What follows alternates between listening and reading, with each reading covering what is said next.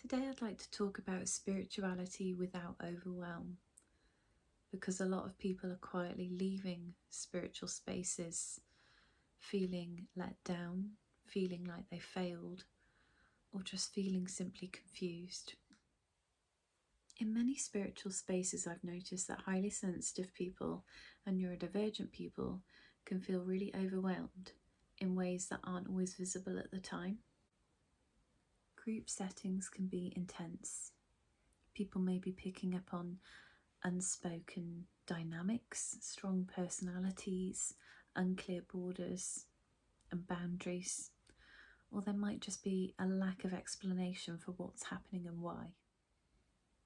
Often the room is read very quickly, but the overwhelm comes later, once the emotions have had time to come to the surface or be processed.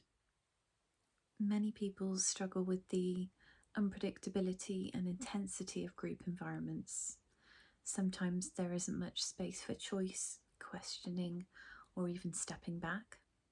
And for some, there are sensory challenges, such as physical closeness during icebreakers or practices, that can be really difficult to navigate and sometimes even to witness. For me and many neurodivergent and highly sensitive people, intensity doesn't equal depth. Depth comes from a quieter place, from clear understanding, from permission to ask questions, and from leaders who are respectful and steady, strong enough to hold space, yet gentle enough to encourage. Patience and flexibility can sometimes be limited in spiritual settings. For people who find it hard to vocalise their concerns or name how they're feeling, this can be especially difficult and might leave them going away feeling low or like they've done something wrong.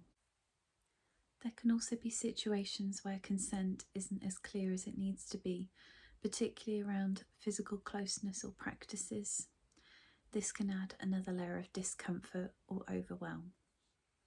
In my own practice, slowness, attention to detail, and clear structure give me a solid foundation, but at a much gentler pace. The honesty that comes with being autistic allows me to create openness in my practice.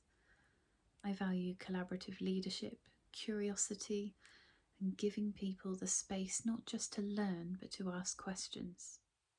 I'm drawn to simple, earthy practices that usually centre around nature or Celtic imagery, because for me they help my spirituality feel more attainable and more accessible. The wisdom isn't hidden. It's right outside our front doors.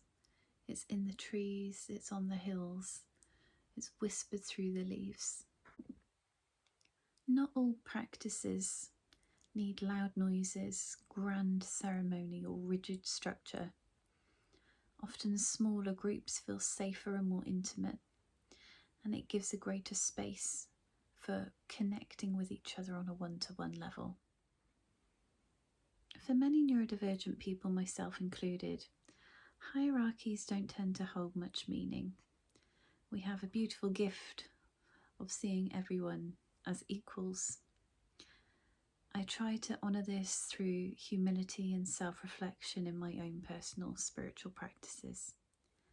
If this way of approaching spirituality feels familiar or comforting, you're not behind, you're listening. And it's in that attention, that quiet attention, where healing often begins.